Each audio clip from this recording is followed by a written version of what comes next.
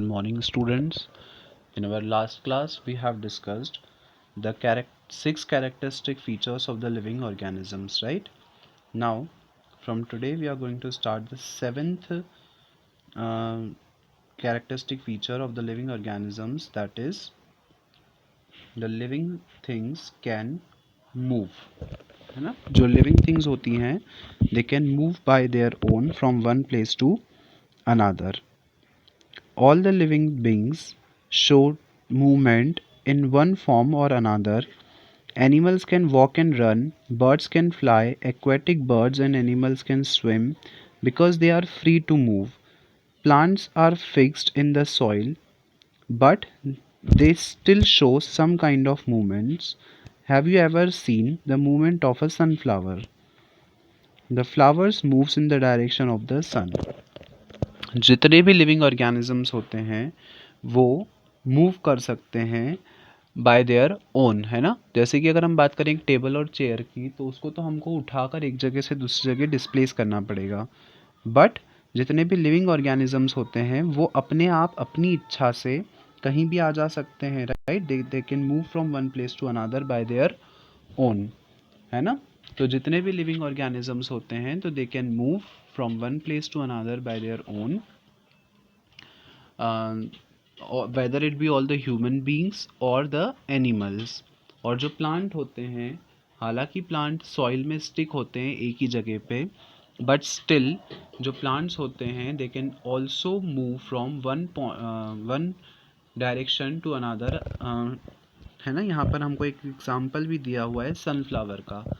आपको पता होगा कि जो सनफ्लावर होता है वो अपने माउथ को सन के डायरेक्शन के टुवर्ड मूव कर लेता है ऑटोमेटिकली. इसका मतलब क्या कि जो प्लांट्स होते हैं वो भी ऑटोमेटिकली मूव कर लेते हैं, कुछ प्लांट्स. इसका मतलब जितने भी लिविंग ऑर्गेनिजम्स होते हैं वो सब अपनी इच्छा से मूव कर सकते हैं अपने accordingly, right? Now toward east and in the evening they bend toward the west. जो सनफ्लावर होते हैं वो मॉर्निंग के टुवर्ड ईस्ट में फेस करते हैं और और इवनिंग के टुवर्ड वेस्ट में फेस करते हैं. क्यों? क्योंकि मॉर्निंग में जो सन होता है वो ईस्ट में होता है और इवनिंग में सन जो होता है वो वेस्ट में होता है, राइट? और वो सन के डायरेक्शन के अकॉर्डिंग ही अपने आप को अपना डायरेक्शन भी चेंज कर लेते हैं. Stems move toward the sun and the root toward the soil to fulfill their needs. जो stems होती हैं वो sun की तरफ मूव करती हैं और जो root है वो soil की तरफ मूव करता है अपनी needs को पूरा करने के लिए. Can you tell what they try to get from this movement? Now, the 8th point is response to stimulus. जो स्टिमुलस होता है उसके टुवर्ड लिविंग ऑर्गेनिजम्स का क्या रिस्पॉन्स रहता है, that we will see. Your body automatically move backward when it touches something hot. This is called response to stimulus, right? अगर हम कोई गर्म चीज़ को टच कर लेते हैं तो हमारी बॉडी ऑटोमेटिकली पीछे की तरफ मूव हो जाती है, राइट? और इसको क्या बोलते हैं? Response to the stimulus. मतलब हमारी बॉडी में एक सेंस होता है जिससे कि हमको ये पता चलता है कि वो जो ऑब्जेक्ट है वो गर्म है और इसलिए हमारी बॉडी ऑटोमेटिकली पीछे हो जाती है. इसी को हम क्या बोलते हैं? Response to stimulus, right? So if we put a plant near a window, you will see that the plant bend toward the direction of the light which is necessary for photosynthesis. अगर हम एक plant को window के पास रखते हैं तो हम ये ऑब्जर्व करेंगे कि जो प्लांट है वो ऑटोमेटिकली मूव हो जाता है सनलाइट के टुवर्ड, है ना? क्यों? क्योंकि उसको फोटोसिंथेसिस की प्रोसेस के लिए सनलाइट की रिक्वायरमेंट होती है, इसलिए वो ऑटोमेटिकली सनलाइट के डायरेक्शन में मूव हो जाता है so that it can perform the photosynthesis process. So all the living things show response toward the stimulus of abiotic components, that is light, temperature, sound, gravity, etc. इसका मतलब जितनी भी living bodies होते living organisms होते हैं वो सब stimulus show करते हैं toward the inorganic components of the atmosphere. और वो इनऑर्गेनिक कंपोनेंट्स कौन कौन से हो गए? Light, temperature, sound, gravity etcetera, right. मतलब जितने भी लिविंग ऑर्गेनिजम्स जो हैं उनको जिस भी चीज़ की रिक्वायरमेंट होती है वो ऑटोमेटिकली उसके टुवर्ड रिएक्ट करते हैं, राइट, जिसको हम बोलते हैं response to the stimulus. Now the next feature of the living organism is life span. हर एक लिविंग ऑर्गेनिज्म का एक लाइफ स्पान होता है ना, मतलब एक टाइम फिक्स होता है कि वो इतनी टाइम तक ही कोई बॉडी जिंदा रह सकती है, and after that interval of time it has to die, right. Each living being has to die one day. जितने भी लिविंग ऑर्गेनिजम्स हैं सबको एक ना एक दिन मरना पड़ेगा, है ना। They have to die one day. Every living things has a different life span. हर एक लिविंग ऑर्गेनिज्म का एक अपना लाइफ स्पान होता है। It varies from a few hours to hundreds of years. और कुछ ऑर्गेनिजम्स का लाइफ स्पान बहुत कम होता है, मतलब कुछ घंटों के लिए, केवल कुछ आवर के लिए, जबकि कुछ लिविंग ऑर्गेनिजम्स का लाइफ स्पान बहुत ज़्यादा बड़ा होता है। It may be hundreds of years, है ना। कुछ चीज़ें 100 सालों तक, कई 100 सालों तक भी जिंदा रहती हैं। A period through which a living being lives his life is called his lifespan. तो कोई कोई लिविंग ऑर्गेनिज्म जितने समय के लिए जीवित है उसको हम क्या बोलेंगे? उसका life span. Bacteria have the shortest life span of few minutes only. Bacteria का लाइफ स्पान सबसे छोटा होता है और केवल कितना होता है? 20 मिनट्स। मतलब जो बैक्टीरियाज होते हैं वो केवल 20 मिनट तक ही जिंदा रह सकते हैं और उसके बाद क्या होगा? वो मर जाएंगे, they will be dead. So the bacteria have the shortest lifespan of only 20 minutes. Then housefly का जो लाइफ स्पान होता है that is 7 to 8 days. P मतलब मटर का जो लाइफ स्पान होता है that is 4 month. माउस का लाइफ स्पान 2 से 3 साल। माउस केवल 2 से 3 साल तक ही जीवित रहते हैं, उसके बाद they will be dead. Squirrel मतलब गिलहरी का लाइफ स्पान होता है 8 से 9 साल।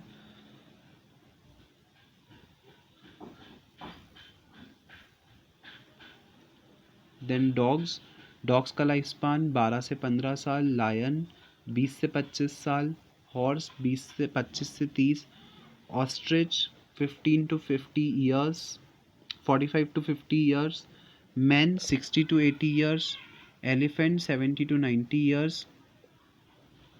Bristol corn pine thousands of year. Bristol corn pine जो होता है उसकी जो लाइफ होती है वो थाउजेंड्स ऑफ ईयर्स होती है, हज़ारों साल तक वो जिंदा रहता है, right. So these were some of the features of the living organisms जो हमने पिछली क्लास में भी पढ़े, and then in today's class also we have continue. Now we will proceed toward our next topic, that is the abiotic components. Okay, what do we mean by abiotic components? That we will see after learning about the biotic components and the properties. Let us now study about the different abiotic factors. हमने biotic factors के, biotic components के बारे में पढ़ा है ना। ऐसे component जो कि लिविंग ऑर्गेनिजम्स हैं, लिविंग ऑर्गेनिजम्स जितने भी हैं वो सब क्या हो गए?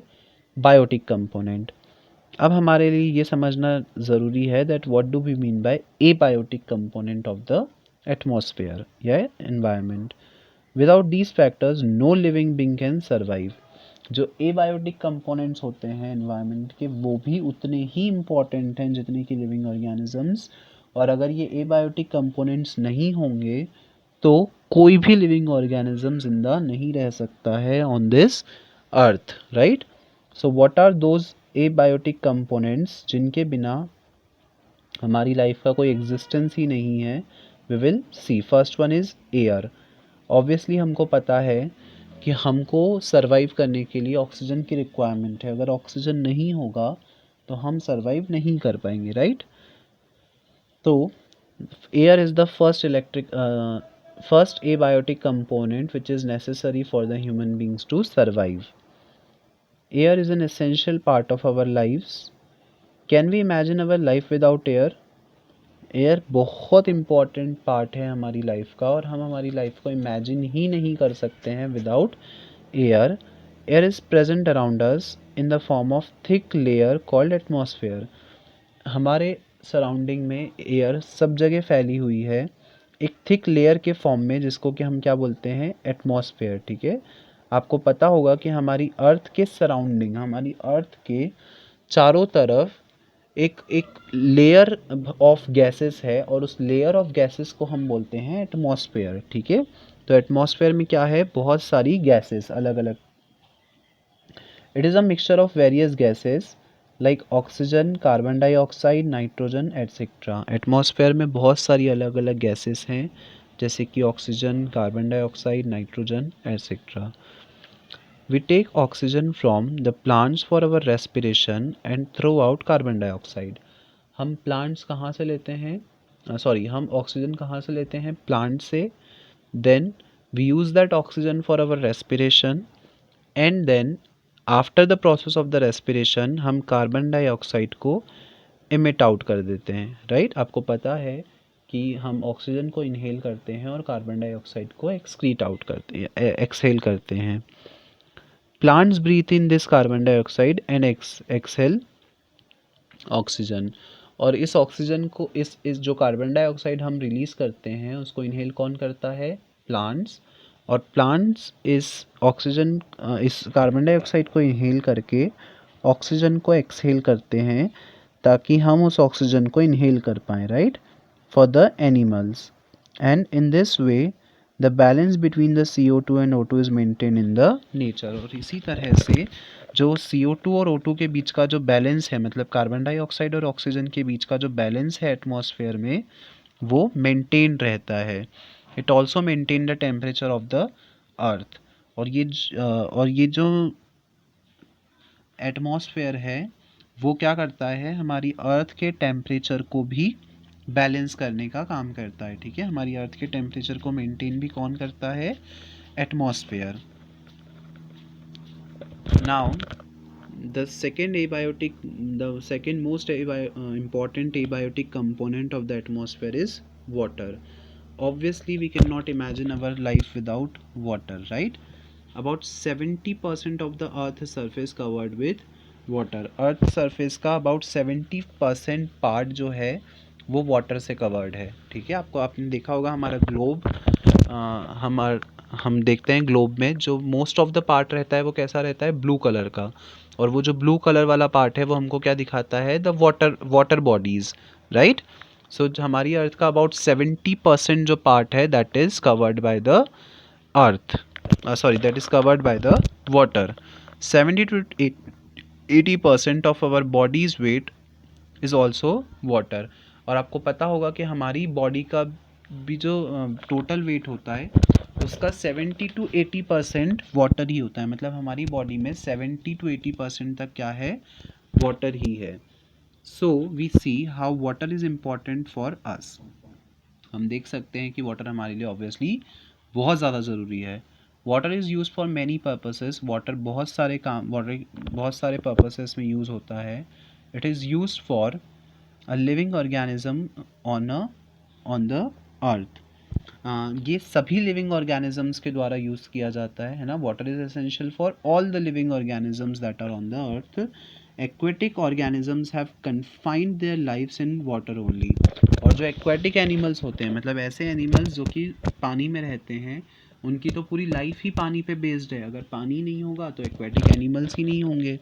Right, water reservoirs on the earth are in the form of rivers, lakes, streams and ponds. और जो वाटर रिजर्वायर्स हैं हमारी अर्थ पर वो किस फॉर्म में है, रिवर के फॉर्म में, लेक के फॉर्म में, स्ट्रीम्स, पॉन्ड्स, है ना. मतलब हमारी अर्थ पर जो वाटर है वो इस फॉर्म में मिलता है. Next is soil. Soil is like mother to all the terrestrial plants and trees. Soil एक मदर की तरह होती है जितने भी प्लांट्स होते हैं और ट्रीज़ होते हैं उनके लिए, है ना. क्योंकि सारे प्लांट्स और ट्रीज़ सॉइल में ही उगते हैं. अगर सॉइल ही नहीं होगी तो ट्रीज़ और प्लांट्स ही नहीं होंगे, और ट्री और प्लांट नहीं हुए तो ऑक्सीजन नहीं होगा, और फिर ह्यूमन बीइंग भी नहीं होंगे. राइट, तो अगर सॉइल नहीं हुआ तो लिविंग ऑर्गेनिजम्स की लाइफ पॉसिबल नहीं है अर्थ पे। तो soil is like a mother for the plants and trees. Without soil no plantation can exist on the earth, है ना। अगर सॉइल ही नहीं होंगे तो किसी भी तरह का प्लांट नहीं उग पाएगा अर्थ पे। Soil is the upper crust of the earth surface which hold the plants and all the nutrients. जो सॉइल होता है वो आपको पता है हमारी अर्थ में अर्थ के 3 पार्ट होते हैं, क्रस्ट, मेंटल और कोर। तो जो आउटर मोस्ट पार्ट होता है, जो अपर मोस्ट पार्ट होता है, उसको हम क्या बोलते हैं, क्रस्ट। तो हमारी अर्थ के अपर मोस्ट पार्ट जो होता है वो ही क्या होती है, सॉइल होती है, राइट। जो सॉइल होती है वो ही जितने भी प्लांट्स हैं उनको सारे न्यूट्रिएंट्स देती है। मतलब प्लांट्स को अपने न्यूट्रिएंट्स कहाँ से मिलते हैं, सॉइल से मिलते हैं, right. Soil consist of stones, clay, sand, silts and rocks. Soil में क्या क्या चीज़ें होती हैं, स्टोन्स होते हैं, पत्थर, सैंड मतलब रेती, क्ले मिट्टी, सिल्ट और रॉक, ये सारी चीज़ें होती हैं सॉइल के अंदर।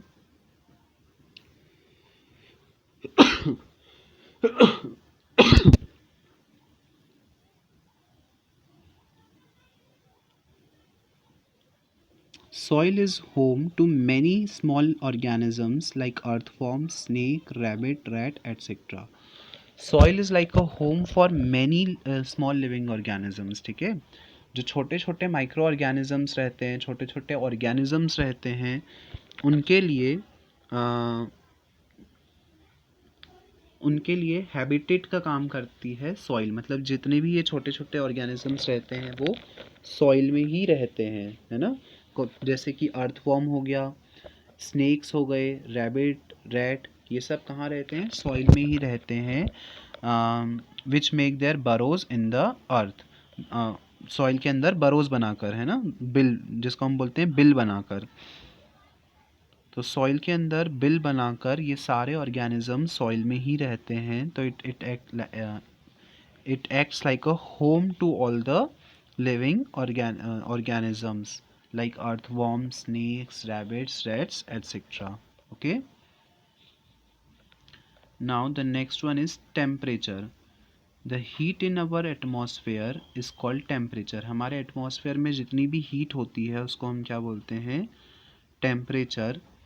Heat on the earth is due to the heat sent by the sun. हमारी अर्थ पर जो हीट होती है वो किसके कारण होती है, सन के कारण, है ना। सन से जो लाइट होती है वो अपने साथ हीट कैरी करते हुए हमारी अर्थ तक आती है, और सन की ही जो हीट होती है वो हमारी अर्थ पे ट्रांसमिट होती है, राइट। सो हमारी अर्थ का जो भी टेम्परेचर है वो किसके कारण होता है, सन के द्वारा हीट के कारण। This temperature can be measured with the help of thermometer, और इस टेम्परेचर को हम थर्मामीटर की हेल्प से इजीली मेजर कर सकते हैं। The temperature on the earth varies. Earth पे जो टेम्परेचर होता है वो वेरी करता है। वेरी करता है मतलब क्या, चेंज होता रहता है। ऐसा तो नहीं है कि जो अर्थ का टेम्परेचर है वो हमेशा सेम रहेगा, है ना। सीजन्स के अकॉर्डिंग और डे एंड नाइट के अकॉर्डिंग जो टेम्परेचर है वो चेंज होता रहता है ना। विंटर सीजन में टेम्परेचर कम रहेगा, समर सीजन में टेम्परेचर ज़्यादा रहेगा। तो इस तरीके से जो टेम्परेचर है वो चेंज होता रहता है अर्थ पे। Equator and its closer areas have high temperature due to the direct sunlight, and areas away from the equators are cold. Equator and its closer areas have high temperature. तो वो area जो कि equator के पास में है वहाँ पर temperature ज़्यादा रहता है, ठीक है। और वो एरियाज जो कि इक्वेटर से दूर हैं वहाँ पर टेम्परेचर थोड़ा कम रहता है, ठीक है। तो ऐसा एरिया जो इक्वेटर के पास वहाँ पर टेम्परेचर ज़्यादा, और ऐसे एरियाज जो इक्वेटर से थोड़े से दूर वहाँ पर टेम्परेचर कम। It is best to have moderate temperatures, और ना ज़्यादा हाई टेम्परेचर अच्छा होता है ना ज़्यादा लो टेम्परेचर अच्छा होता है, ठीक है। एक मॉडरेट टेम्परेचर हमारे लिए सूटेबल होता है। Between this much of the warmth is necessary for human plants and animals, ठीक है। और एक मॉडरेट टेम्परेचर ह्यूमन और एनिमल्स और प्लांट्स के लिए नेसेसरी होता है to live their life and for their survival. Okay, now the next most important abiotic component is light, ठीक है। light is also one of the abiotic component जिसके बिना हमारी life possible नहीं है। we get our natural light from the sun and it is very important for our earth। हमको light कहाँ से मिलती है? सन से, है ना। और ये जो लाइट होती है वो हमारी लाइफ के लिए बहुत ज़्यादा इम्पॉर्टेंट है। अगर ये लाइट सनलाइट नहीं मिलेगी हमको तो वी वुड डाई, ठीक है। It keeps the earth well light on cloudy days when the sun is not visible it becomes dark, ठीक है।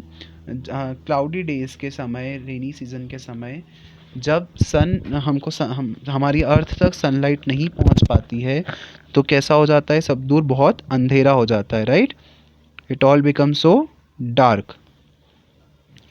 If it remain so everywhere then what will happen? और अगर ये हमेशा रहा तो क्या होगा?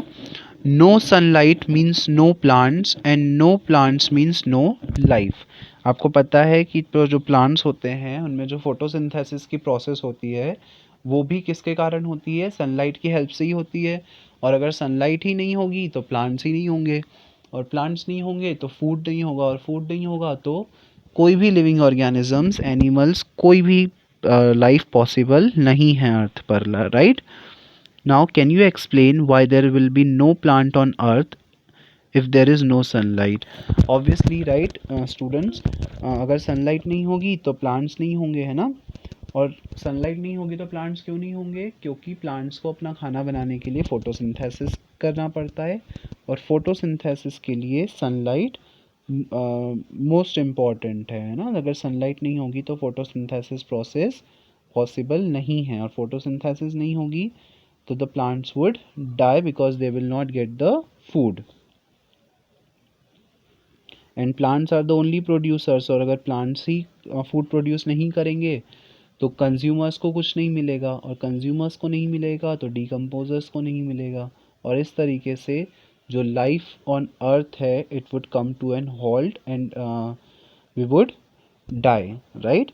So what are the things that we have discussed in this chapter? Let us have an overview of it. First one is all the living organisms breathe, reproduce, need food, excrete, respire and have definite lifespan. हर एक living organisms की ये कुछ properties होती हैं। हर living organisms breathe करते हैं, reproduce करते हैं, उनको फूड की रिक्वायरमेंट होती है, उनमें एक्सक्रीशन की प्रोसेस होती है। एक्सक्रीशन मतलब अपनी बॉडी से वेस्ट मटेरियल को बाहर निकालना। रेस्पायर, सांस लेते हैं, and they have definite life span, और उनका एक डेफिनेट लाइफ स्पान होता है कि वो उतने ही टाइम तक लाइव रह सकते हैं, और अगर नहीं उससे ज़्यादा वो उनकी लाइफ पॉसिबल नहीं होती है, right. Second one is all the living things are made up of cells which are the basic structural unit of all living beings। जितनी भी living things हैं वो किससे मिलकर बनी हैं? सेल से, right.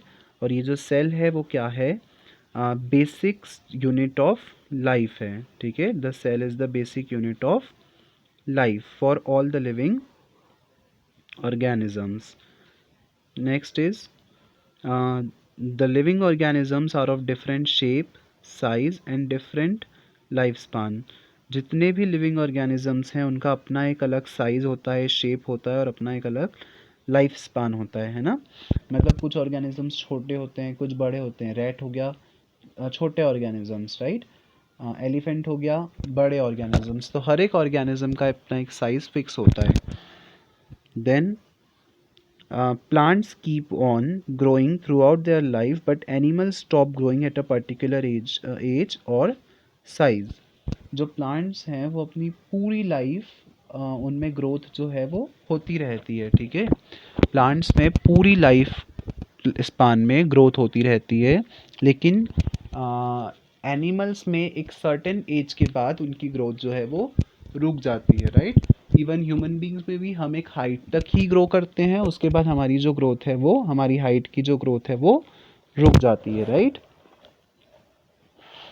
Plants have a tendency to incline toward light, this process is called phototropism. ठीक है, हमने डिस्कस किया था कि अगर हम एक प्लांट को विंडो के पास रख दें तो क्या होगा, वो प्लांट ऑटोमेटिकली अपने आप को सनलाइट के डायरेक्शन में बेंड कर देगा।